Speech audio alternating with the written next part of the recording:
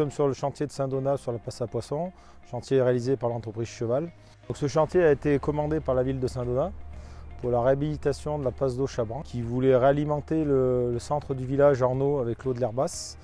Et donc en demandant la réhabilitation de ce site, ils ont dû faire une demande au niveau de la Fédération de la pêche, qui en a profité pour faire en même temps des travaux subventionnés et pouvoir faire une passe à poissons. Donc, le but d'une passe à poissons, c'est de permettre aux poissons de pouvoir remonter l'air basse et de pouvoir se caler entre les pierres qui sont posées sur une certaine caractéristique donnée par la Fédération de la pêche et qui nous oblige à avoir un travail avec en topo, en levée de niveau qui est assez précis, qui permet aux poissons de pouvoir faire des pauses et de remonter l'air basse tranquillement.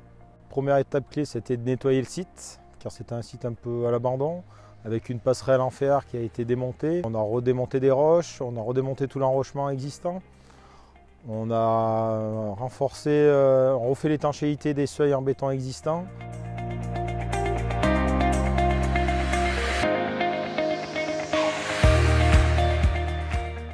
On a posé une nouvelle vanne pour pouvoir gérer le niveau d'eau qui arrivera sur la commune de Saint-Donat.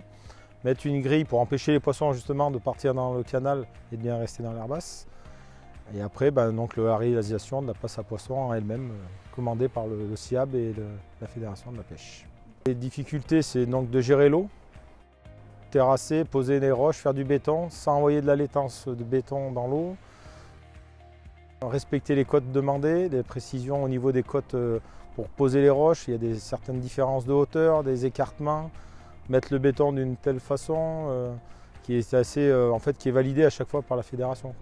Donc ils suivent le chantier, ils nous suivent et on les appelle, ils viennent vérifier, ils nous valident les passages préférentiels et ainsi de suite on continue le chantier.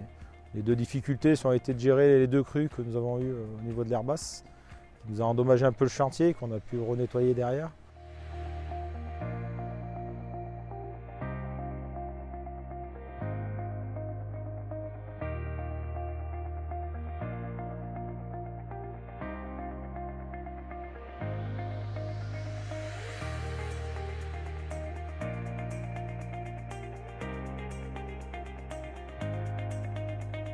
Après, on a bassé beaucoup de terre, de gravier, on a refait les lits, on a réhabilité le fond de la rivière.